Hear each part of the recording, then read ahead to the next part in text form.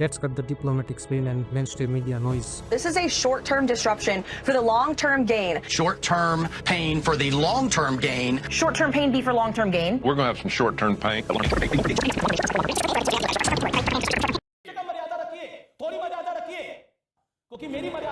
जब मिसाइल्स गिरती हैं तो वॉल स्ट्रीट पर शैंपेन खुलते हैं। दुनिया को प्रोटेक्टिंग डेमोक्रेसी और एलिमिनेटिंग टेरर का ज्ञान दिया जा रहा है। फरवरी 2026 के US Israel joint military operation epic fury के बारे में। Operation Epic Fury! Iran's supreme leader Ayatollah Ali Khamenei has been killed in a joint US-Israeli military operation. लेकिन हम प्रेस ब्रीफिंग नहीं दिखाएंगे, हम मनी ट्रायल फॉलो करेंगे। ये कोई ट्रेडिशनल मिलिट्री कॉन्फ्लिक्ट नहीं है, ये एक legally sanction white collar wealth transfer mechanism है। डिफेंस कॉन्ट्रैक्टर्स के बॉटम लाइन करने से लेकर ग्लोबल एनर्जी और ट्रेड कॉरिडोर्स की मैसिव रिस्ट्रक्चरिंग तक। ऑपरेशन एपिक फिर एक मास्टर क्लास है कि कैसे यूएस मिलिट्री इंडस्ट्रियल कॉम्प्लेक्स यानी एमआईसी ग्लोबल इंस्टेबिलिटी को शेयर होल्डर डिविडेंड्स में कन्वर्ट करता है। असली खेल समझिए, war is not a failure of diplomacy, it is the baseline business model.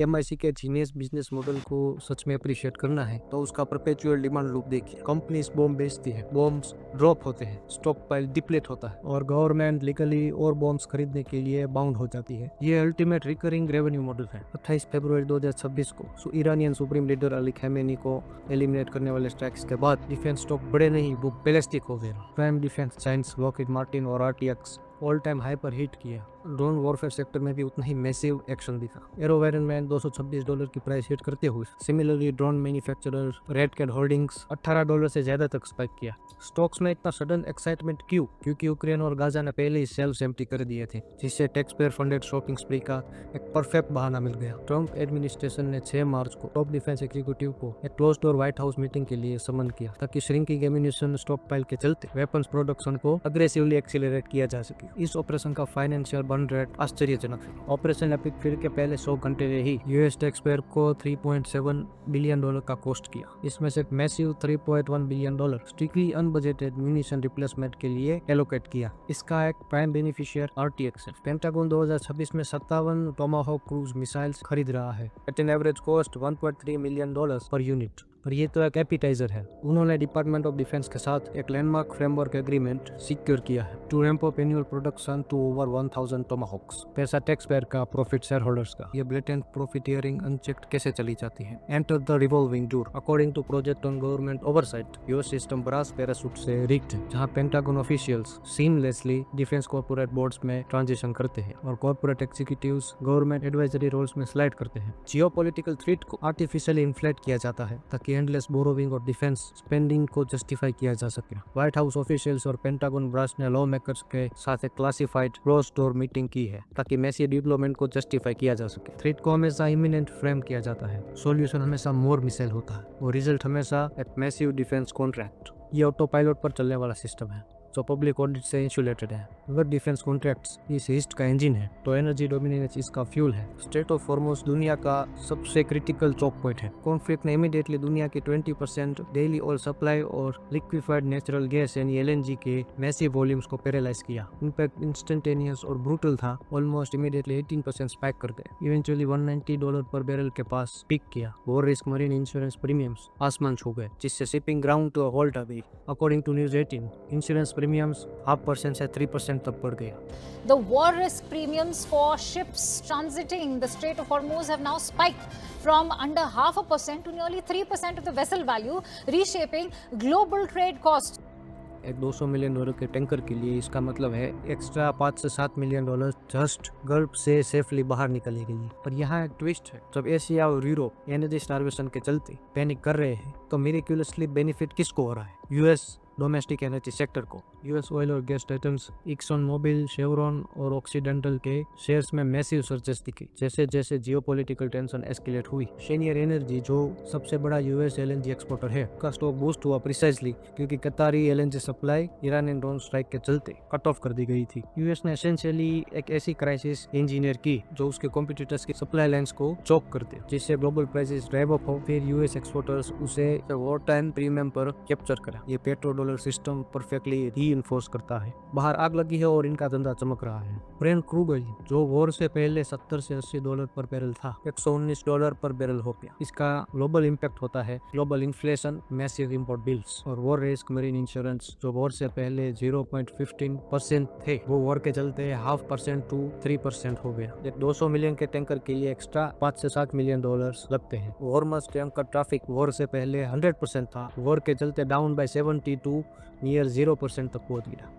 इसका इम्पैक्ट ये हुआ कि कंप्लीट सप्लाई चेन स्टॉप्ड हो गई फॉर एशिया यूरोप। ऑयल के आगे देखो और आपको एक जियोपॉलिटिकल मोटिव दिखेगा। ये कॉन्फ्लिक्ट फिजिकली चाइना के बेल्ट एंड रोड इनिशिएटिव यानी BRI को डिसमेंटल करने के लिए और India Middle East Europe economic corridor यानी IMEC को सिक्योर करने का हाईली कैलकुलेटेड मूव है। According to the Middle East Council, IMEC को एक मल्टी मॉडल ट्रेड राउट की तरह एनविजन किया गया है जो इंडिया को UAE, सऊदी, इजराइल और ग्रीस के वाया यूरोप से कनेक्ट करेगा, स्विस कैनाल को पूरी तरह से बाईपास करते हुए। हालांकि IMEC की सक्सेस के लिए एक स्पेसिफाइड कंप्लायंट मिडिल ईस्ट की जरूरत है जो एक्सक्लूसिवली एक US इजरायली सिक्योरिटी अम्ब्रेला के अंडर ऑपरेट करे। ईरान के मिलिट्री और इकोनॉमिक इंफ्रास्ट्रक्चर को सिस्टमेटिकली डिसमेंटल करके US इस कॉरिडोर के प्राइमरी रीजन थ्रेट को रिमूव कर रहा है। INEC एक्सप्लिसिटली चाइना पर स्ट्रेटेजिक डिपेंडेंसीज को रिड्यूस करने और पर्शियन गल्फ के ऊपर US Israel allied logistic monopoly establish करने के लिए डिजाइन किया गया है। सीधी सी बात है, अगर आप फिजिकली ट्रेड राउट्स और डिजिटल सबमरीन केबल्स कंट्रोल करते हो तो आप 21st सेंचुरी इकोनॉमी कंट्रोल कर रहे हो। तेहरान पर गिरने वाले बॉम्ब्स बस फ्यूचर ट्रेड कॉरिडोर्स के लिए साइट क्लियरिंग ऑपरेशंस हैं। इन सब में इंडिया कहाँ खड़ा है? हिस्टोरिकली न्यू दिल्ली ने वॉशिंगटन, मॉस्को, तेहरान और तेल अवीव के बीच टाइज को बैलेंस करते हुए नॉन अलाइनमेंट कार्ड खेला है, पर वक्त बदल गया है और डिपेंडेंसीज डिप्लोमेसी को डिक्टेट करती है। ऑपरेशन एपिक फ्यूरी शुरू होने से ठीक पहले प्राइम मिनिस्टर नरेंद्र मोदी ने इजराइल विजिट किया ताकि रिलेशन को एक स्पेशल स्ट्रेटेजिक पार्टनरशिप में एलिवेट किया जा सके। डिफेंस, साइबर सिक्योरिटी और टेक्नोलॉजी को डीपली इंटीग्रेट करते हुए जब US इजराइल ने ईरान की टॉप लीडरशिप को असैसिनेट किया तो न्यू दिल्ली का रिस्पॉन्स डिफेनिंगली क्वाइट था। 5 मार्च से पहले तक इंडियन गवर्नमेंट ने अपने एनवॉयज को स्ट्रिक्टली इंस्ट्रक्ट किया था कि बिना प्रायर परमिशन के ईरानियन कॉन्डोलेंस बुक्स साइन ना करें। लेकिन बाद में 5 मार्च को इंडियन फॉरेन सेक्रेटरी ने न्यू दिल्ली में ईरानियन एम्बेसी जाकर इंडियन गवर्नमेंट के बिहाफ पर कॉन्डोलेंस बुक साइन किया। इस जेस्चर के बावजूद न्यू दिल्ली ने सिर्फ एक म्यूटेड स्टेटमेंट इशू किया, effectively turning blind eye to the decapitation of a regional neighbour. जब वॉल स्ट्रीट अपना बिलियंस काउंट कर रहा है, Indian middle class financially slaughter होने वाली है। इंडिया की वल्नरेबिलिटी मैथमेटिकली टेरिफाइंग है। इंडिया अपना क्रूड ऑयल का एक रिकॉर्ड 88.6% इंपोर्ट करता है। जब ऑयल $120 से ज्यादा पर बैरल हिट करता है तो मैक्रो इकोनॉमी में पूरी तरह ब्रेकडाउन हो जाता है। ऑयल प्राइसेस में हर $1 इंक्रीज इंडिया को रफली $1.8 बिलियन एनुअली कॉस्ट करता है। एक सस्टेन $50 सर्ज इंडिया की एंटायर GDP का 2% वाइप आउट कर सकता है। इमीडिएट विक्टिम इंडियन करेंसी है। रुपी US डॉलर के अगेंस्ट 92 रुपीस 47 पैसे के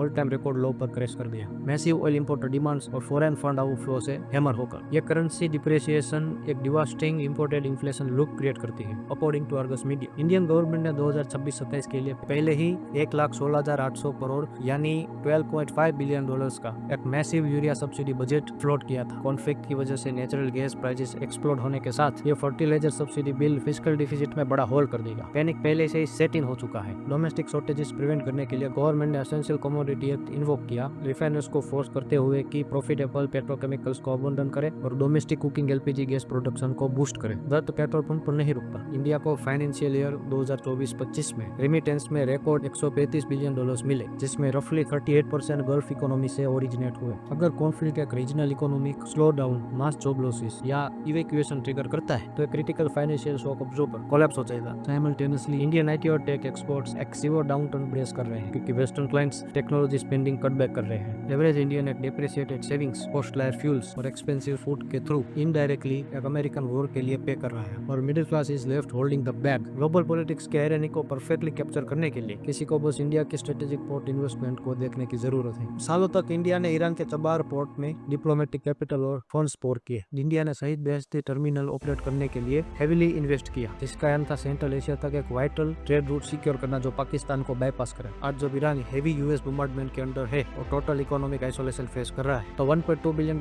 इन्वेस्टमेंट इफेक्टिवली डेड मनी बन चुका है। पोर्ट के लिए US सैंक्शन वेवर अप्रैल 2026 2026 में एक्सपायर हो रहा है। शिफ्ट को रिकॉग्नाइज करते हुए इंडिया ने मेडिटेरेनियन की तरफ पाइवट किया है, इजराइल पर हेवी बेट करते हुए। अडानी ग्रुप ने हाइफा पोर्ट एक्वायर किया, पर उस स्ट्रेटेजिक मास्टरपीस का एक्चुअल स्टेटस क्या है? हाइफा को एक्सप्लिसिटली ईरानी रिटेलिएटरी मिसाइल और ड्रोन स्ट्राइक ने टारगेट किया है। अडानी पोर्ट के स्टेटमेंट के मुताबिक कंपनी इंसिस्ट करती है कि पोर्ट सिक्योर एंड ऑपरेशनल है। ब्रूटल रियलिटी ये है कि इंडिया का ग्रेट अल्टरनेटिव ट्रेड गेटवे एक highly volatile active war zone के बीच में खड़ा है। अगर आप पेट्रियोटिक पीआर, प्रेस कॉन्फ्रेंस और एंडलेस न्यूज साइकिल को हटा दें तो ऑपरेशन एपिक फ्यूरी एग्जैक्टली वही है जिसके लिए उसको डिजाइन किया था, एक highly efficient corporate extraction event. US defence contractors अपनी पुरानी इन्वेंटरी क्लियर करते हैं और डिकेड्स के नए high margin contracts lock in करते हैं। US energy giants middle eastern supply competition को एलिमिनेट करते हैं, अपने एलएनजी और crude premium work and rates पर बेचते हुए। वेस्टर्न एयरलाइंस अपने आईएमसी ट्रेड राउट को लिटरली अपने कंपटीशन को स्टोन एज में बूम करके सिक्योर करती है। और अल्टीमेट प्राइस कौन पे करता है? ग्लोबल साउथ पे 92 रुपये डॉलर के साथ हाइपर इन्फ्लेटेड रेट्स पर पेट्रोल खरीदने वाला इंडियन टैक्स पेयर। अननोविंगली वर्जीनिया में डिफेंस एग्जीक्यूटिव्स और टेक्सास में एनर्जी बैनर्स के स्टॉक बायबैक्स को सब्सिडाइज कर रहा है। ये कोई जियोपॉलिटिकल एक्सीडेंट या डिप्लोमेसी फेलियर नहीं है, ये बस एक वेल एग्जीक्यूटेड बिजनेस प्लान है। नमस्कार दोस्तों, अगर ये वीडियो आपको अच्छा लगा तो लाइक करें और शेयर करें अपने दोस्तों के साथ, और कमेंट में बताएं कि वीडियो कैसा लगा, और सब्सक्राइब करना मत भूलना।